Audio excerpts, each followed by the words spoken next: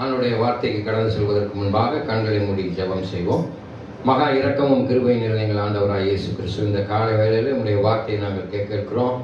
இந்த நாளை அடியாள் மூலமாக பிரசங்கம் பண்ணிருக்க தேவ வார்த்தை ஆலயத்துக்குள்ளாக அமர்ந்திருக்கிற தேவ பிள்ளைகளுக்கு மாத்திரமல்ல, இந்த ஒளிபெருக்கி மூலமாக வெளியே கேட்டுக்கொண்டிருக்கிற சகோதர சகோதரிகளுக்கு இந்த ஆசிரியமாய் தாருங்க.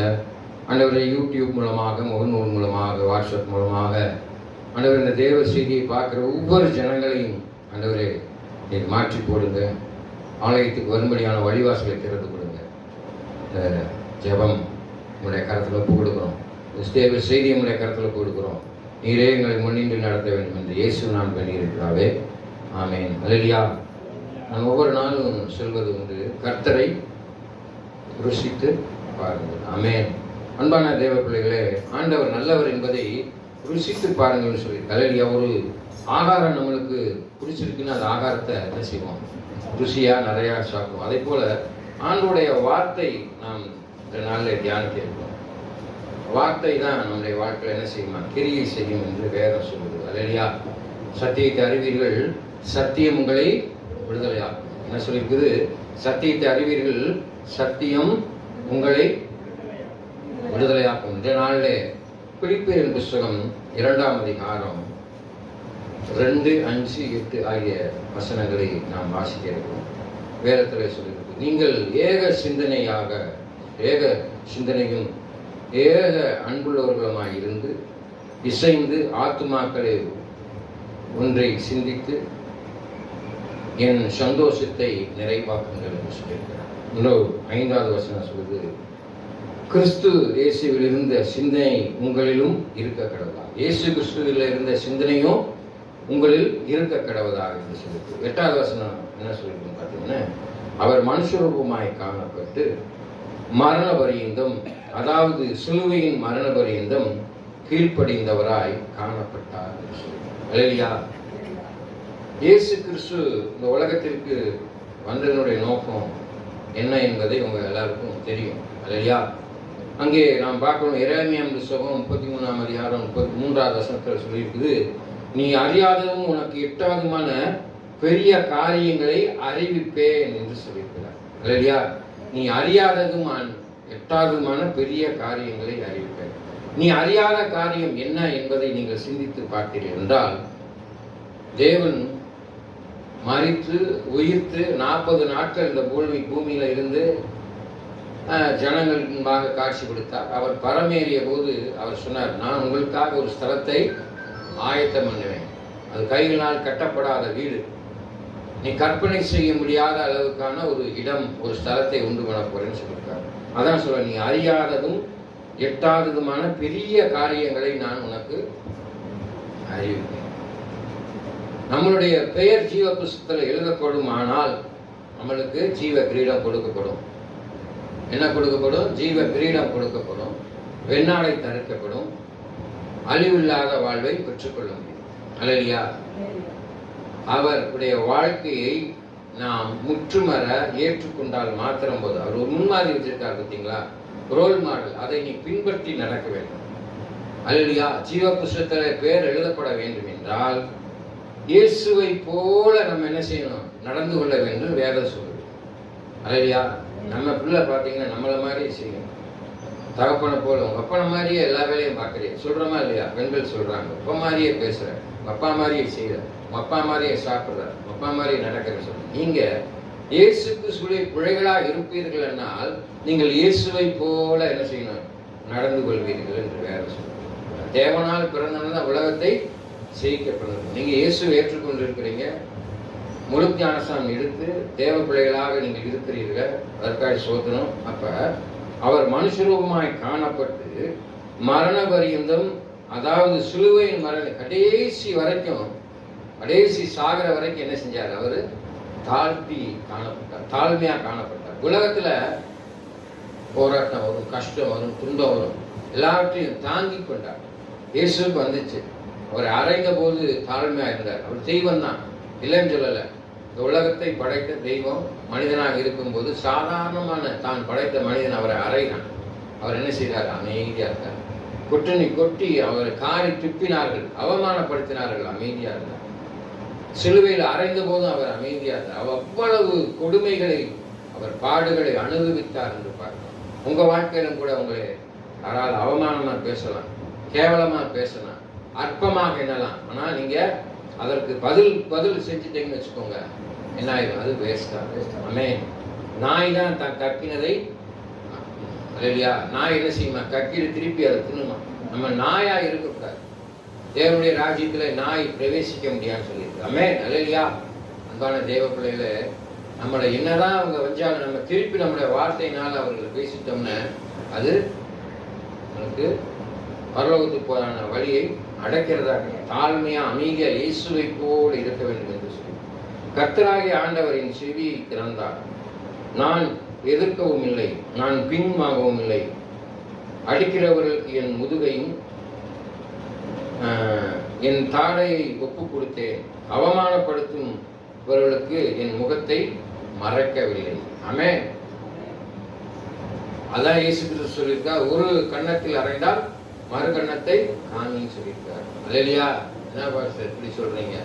ஒரு கன்னத்தைனா திருப்பி காமிச்சா திருப்பி அமைச்சு அப்படின்னு தானே அடிப்பான். எத்தனை தடவை அடிப்பான்? இன்னொரு தடவை அடிப்பான், இன்னொரு தடவை அடிப்பான். அவனுக்கே என்ன செய்யும்? ஐயோ என்னடா நம்ம என்ன அடிச்சாலும் அமைதியா இருக்கான்ற ஒரு உள்ளத்துல ஒரு உணர்வு வந்து. ஆமென். அல்லேலூயா. தேவ பிள்ளைகளே, அதான் சொல்றாரு, அந்த தாழ்மை ஒரு மிகவும் இரக்கமுள்ளவராக, ஆத்மா விலைமதிக்க முடியாத ஆத்மான்னு சொல்லிட்டு நம்ம பெருமையோட இன்னைக்கு மண்டக்கணம் பிடிச்சிருக்கிறாங்க. ஒரு நவீன அழிஞ்சு போயிடுவாங்க. பார்த்துட்டீங்களா? கலக்கணம் பிடிச்சி ரொம்ப நாள் நிலைத்திருக்க முடியாது. ஆமென். அமைதியா பொறுமையா இருக்கிறவங்க ஜெயிக்க முடியும். பொறுமை கடலிலும் பெரிது என்று சொல்லி இருக்கிறான் உலக புராண மனுஷன். பொறுமை கடலிலும் பெரிது. வேத வசனத்துல என்ன சொல்லிருக்குமா? எவன் ஒருவன் தன் வாயை திறவாமல் இருக்கிறானோ அவன் ஞானி எனப்படுவான். எவன் ஒரு வாயை திறவாமல் அமைதியா இருக்கிறான் அவன் ஞானி எனப்படுவான். அன்பான தேவ பிள்ளைகளை, உங்க வாழ்க்கையில நீங்க யோசிச்சு பாருங்க. யார் என்ன சண்டை போட்டாலும் திட்டினாலும் என்ன செஞ்சாலும் நீங்க அமைதியா இருந்துக்கோங்கன்னு வச்சுக்கோங்க. உங்க பலனை அவனால கண்டுகொள்ள முடியாது. இவர் என்ன செய்ய போறாரு, அடுத்து என்ன நடவடிக்கை எடுக்க போறாரு அப்படின்றத அவன் தெரிந்து கொள்ள முடியாது. ஆமென். அதே நம்மளுக்கு ஒரு ஸ்ட்ரென்த்தா இருக்கும். ஆமென். மௌனம் நம்மளுக்கு ஒரு பலனா இருக்கு. இயேசு கிறிஸ்து மௌனமாக இருந்தார். அவர் சித்தத்தை செய்து முடிப்பதற்காக அவரை அறைந்த பொழுது, உமிழ்ந்த போது, ஆணிகள் கடாவிய பொழுது, நிர்வாணமாக்கிய பொழுது என்ன செஞ்சார்? அவர் அமைதியா இருந்து சிலுவையிலே சாத்தானை ஜெயித்தார். மனுஷனுக்காக எல்லாத்தையும் செஞ்சு முடிச்சார். உங்க வாழ்க்கையில் அதான் சொல்லிட்டார். கடைசி, அதாவது சிலுவையின் மரண பரியந்தம் கீழ்ப்படிந்தவராய் காணப்பட்டார். யாருக்கு கீழ்ப்படிந்தார்? அன்பான தேவ ஜனங்களே, பிதாவுடைய சித்தத்தை செய்ய வேண்டும் என்பதற்காகவே அவர் கீழ்ப்படிந்தார். தெய்வம் சிலுவையிலிருந்து ஒரு நிமிஷம் டக்குன்னு இறங்கி வர்றது ஒரு பெரிய காரியம் இல்லை. உண்மைதான? சில திரைப்படங்கள்ல அந்த காலத்துல பார்த்துருக்கலாம், மாயஜால படங்கள்ல. இங்கே டக்குன்னு ஒருத்தர் நிற்பார், டக்குன்னு மறைஞ்சு அங்கிட்டு போவார், இங்கிட்டு போவார். இப்படி தெய்வம் அந்த மாதிரி வந்து இருக்க முடியும். ஆனால் அவர் அப்படி செய்யவில்லை. அவர் மனிதனாக அவதரித்தார், மனிதனை போல நடந்து கொண்டார், மனித சாயலாக எல்லா வேதனையும் அனுபவித்தார் என்று பார்க்கிறோம், ஏற்றுக்கொண்டார் என்று பார்க்கிறோம். இன்னைக்கு நம்ம ஒரு சில காரியங்களை நம்ம ஏற்றுக்கொள்கிறோமா என்று சற்று சிந்தித்து பாருங்க. அவமானம் தாங்க முடியாது. சில பேர் என்ன செஞ்சிருக்காங்க? தற்கொலை பண்ணிக்கிறான். அல்லேலூயா. என்ன செஞ்சிருக்கான்? தற்கொலை பண்ணிக்கிறான். தோல்வியினால தற்கொலை பண்ணிக்கிறான். உயிரை மாய்த்துக் கொள்வதற்கு அவனுக்கு அதிகாரம் கிடையாது. அவமானப்படுத்தினா அவனுக்கு அது நம்ம உயிர் போன மாதிரி நினைக்கிறான். அன்பான தேவ பிள்ளைகளை, எவ்வளவு உங்களை அவமானப்படுத்துகிறார்களோ, நிந்திக்கிறார்களோ, உங்களை துன்பப்படுத்துகிறார்களோ அவ்வளவு சந்தோஷம் நினைக்கிறேன். உலகத்தில் உபத்திரம் உண்டு, திறன்குள் நான் உலகத்தை ஜெயித்திருக்கிறேன். ஆமென். உன்னை அப்படித்தான் சொல்லுவான், அற்பமாக தான் எண்ணுவான், கேவலமா நினைப்பான், நினைச்சிட்டு போறான். அல்லேலூயா. அவனால் உனக்கு ஒண்ணுமே ஆக போறது கிடையாது. உனக்கு சோறு போட போறானா, உனக்கு காசு பணம் கொடுக்க போறானா? சும்மா வெட்டி போய் பேசிக்கிட்டே தான் இருப்பான். தேவையில்லாததை பேசி நம்மள என்ன செய்வான்? சோறு விடையை செய்வான். அதுதான் வேதவசனத்தை சொல்லியிருக்கு. 10ஆம் அதிகாரம், யோவான் 10ஆம் அதிகாரம் 10ஆம் வசனம். திருடன் திருடவும் கொல்லவுமே வருகிறான், நான் உன் ஜீவன் உண்டாயிருக்கும், ஜீவன் பரிபூர்ணப்படவும் வந்தேன். நம்முடைய வாழ்க்கையில் அநேக திருடர்கள் இருப்பாங்க. நம்முடைய விளைவிக்க முடியாத ஆத்துமாவை அழிப்பதற்காக, திருடுவதற்காக, கொள்ளை கொள்வதற்காக, அதை மாசுபடுத்துவதற்காக நண்பன் இருப்பான், நம்ம கூட பிறந்த சகோதரன் இருப்பான், சொந்தக்காரன் இருப்பான். நம்மளை முன்னேற விடாமல் நம்மளை கேவலப்படுத்திக்கிட்டே இருப்பான். நம்முடைய முன்னேற்றத்தில் அவனுக்கு பொறாமை இருக்கும். ஆமென். தேவனை நீங்கள் இறுக பிடித்துக் கொள்வீர்களானால் நிச்சயமாகவே முடிவு உண்டு, உன் நம்பிக்கை வீண் போகாது. ஆமென். நீதிமொழி புத்தகத்துல சொல்லியிருக்கு. அல்லேலூயா. சொல்றேன் பார்த்தீங்களா? நம்புப்பா, நம்பிக்கையா இரு, உனக்கு சுகமாயிடும். என்னதான் நீங்க மருத்துவர்கள் சிகிச்சை செய்தாலும் கூட கடைசியில என்ன சொல்றான்? மேல இருக்க கடவுளை நம்பு, சாமியை கும்பிடு, சரியா போயிடும் சொல்றானா இல்லையா? அவனுடைய முயற்சி ஓரளவு தான் செய்ய முடியும். ஆனால் தெய்வம் எல்லாவற்றையும் செய்யவில்லை. அதனால நிச்சயமாகவே முடிவு உண்டு. உன் வியாதிக்கு ஒரு முடிவு உண்டு, உன் பிரச்சனைக்கு ஒரு முடிவு உண்டு, உன் பொருளாதார வறுமைக்கு ஒரு முடிவு உண்டு. எல்லாவற்றிற்கும் முடிவு உண்டு, முடிவு உண்டு. உன் நம்பிக்கை வீண் போகாது. அப்ப நீ நம்பினோர் கெடுவதில்லை. ஆமென். அப்ப யார நீங்க மனுஷனை நம்பி இருந்தீங்க என்ன செய்வான்? கை விட்டுருவான். அல்லேலூயா, அல்லேலூயா. கடன் கேட்டுருப்பீங்க, ஒரு சின்ன சிக்கல் இருக்கும், ஒரு 500 ரூபா கைமாட்டி கொடுப்பா, தரேங்கா நாளைக்கு தந்துடுறேன் அப்படின்னு சொல்லுவான். ஆனா நீங்க நாளைக்கு போய் கேட்கும்போது, உங்களுக்கு கொடுக்கணும்னு தான் வச்சிருந்தேன், என் வீட்டில் ஒரு சின்ன பிரச்சனை, அதனால அந்த காசு செலவாயிடுச்சு. அல்லேலூயா. ஆனா கடவுள் அப்படி சொல்வாரா? சொல்லவே மாட்டார். உனக்கு எதை கொடுக்கணுன்றது அவருக்கு நன்றாக தெரியும், அதை சரியாக செய்வார். நீ கெட்டு போவான்னு சொன்னா அதை கொடுக்க மாட்டார். அவருடைய பிள்ளையாய் நீ இருப்பாயானால், கர்த்தருக்கு பயந்து அவர் வழியில நடக்கிற மனுஷன் பாக்கியவன். அல்லேலூயா. கர்த்தருக்கு பயந்து அவர் வழியில நடக்கிற மனுஷன் பாக்கியவன். இன்னைக்கு கடவுள் பயம் சுத்தமா கிடையாது. ஜனங்களுக்கு கடவுள் பயமே இல்லை. உலகம் அறிவு பெருகி விட்டது. இப்போ புதுசா ஒன்று வந்திருக்கு, AI அப்படின்னு சொல்லி வந்திருக்கு. அந்த படங்கள்ல பார்த்தீங்கன்னா அப்படியே நம்மள மாதிரி தத்துருவமா என்ன செஞ்சிடறாங்க, போட்டு பேர்களை கெடுத்து விட்டுறாங்க. அல்லேலூயா.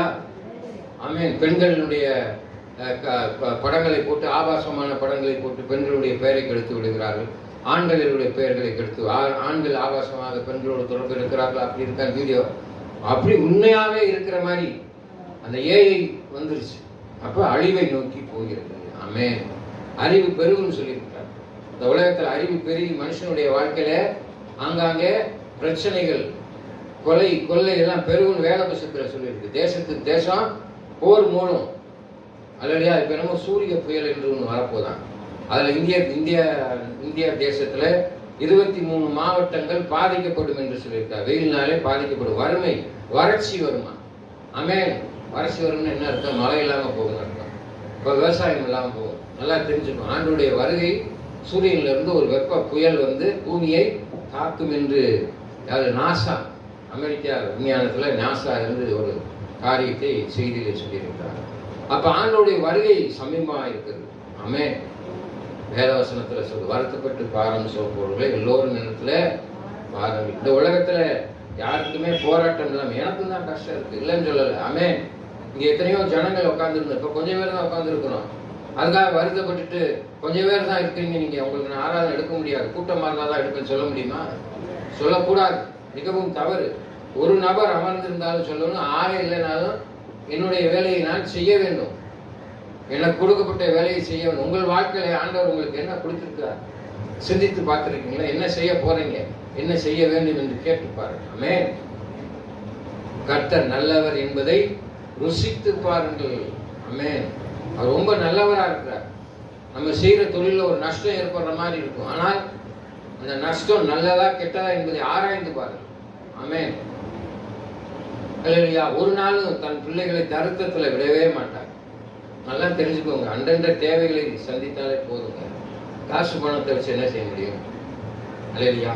அந்த காலத்துல சின்ன பிள்ளைகள் ஒரு கதை சொல்றாங்க. பெரிய பணக்காரனா இருக்கான், பணம் நிறையா, அவனை கொண்டே ஒரு ரூம்ல அடைச்சு போட்டுருவாங்க. அடைச்சு போட்டுட்டு வெறும் பட்னியா, பசியும் பட்டினியுமா 2-3 நாள் போட்டுட்டு அவனை என்ன செய்வாங்க, காசு பணத்தை பற்றி இதை திண்டுடுவாங்க. தின்ன முடியுமா? எங்களுக்கு காசு தின்ன, எங்களுக்கு பேப்பர் திங்க முடியும், செத்துதான் போகும். ஆமென். ஆனால் இயேசு கிறிஸ்துவின் அன்பு உங்களுக்கு நிலைத்திருக்குமாறு அன்றாட தேவைகள் சந்திக்கப்படும். காக்கை குருவிக்கும் போஷிக்கிற தேவன் உங்களை நிச்சயமாக போஷிப்பார். எப்படி? ஏன் போஷிக்கிறாரு? உண்ட பெருமை இருக்குதா, அகந்தை இருக்குதா, பொல்லாத குணம் இருக்குதா, பொல்லாத சிந்தனை இருக்குதா? ஆமென். பொல்லாதவனுக்கு தேவன், பெருமை உள்ளவனுக்கு தேவன் என்னவா இருக்கிறாரு? எதிர்த்து நிற்கிறார்.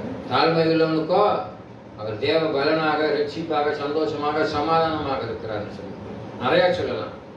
வேதவசனத்தில் சொல்லி யாவரோடு சமாதானம். இன்னைக்கு பக்கத்தில் இருக்கிறவனோட சண்டை, எதிர்த்தாப்புல இருக்கிறவனோட சண்டை, பின்னால் இருக்கிறவனோட சண்டை, எல்லா பக்கமும் சண்டையை போட்டிங்கன்னா நாளைக்கு உங்களுக்கு ஒரு பிரச்சனை ஒரு இதுன்னா யாராவது ஆதரவாக வருவாங்களா? அக்கம் பக்கத்தில் ஒருத்தர் வர மாதிரி போட்டாதவன் ஐயா எக்கேடு விட்டு போகிறேன், கை விட்டுருவாங்க. ஆனால் இயேசுவை நீங்கள் முன்பற்றி நடப்பீர்களானால், முன்மாதிரியின்படி நீங்கள் நடப்பீர்களால் நிச்சயமாக என்ன செய்வார்? அற்புதமாக அதிசயமாக நடத்துவார். அதான் சொல்லியிருக்குதுங்க.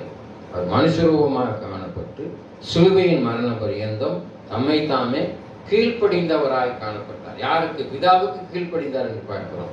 தம்மை தாமே தாழ்த்தினார் என்று பார்க்கிறோம். இன்னைக்கு பெரிய பணக்காரனா இருப்பான், ஏழைக்கு இறங்குறவன் கர்த்தருக்கு கடன் கொடுக்குறான். பார்த்துருக்கீங்களா?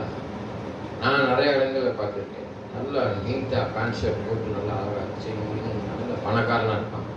ஐயா ஒரு டீ வாங்கி கொடுங்க, ஐயா ஒரு பஜ்ஜி வாங்கி கொடுக்க மாட்டான். கஷ்டப்பட்டுக்கிட்டு இருப்பான். அவன் தான் வா இந்தா வா சாப்பிடு. ஏழை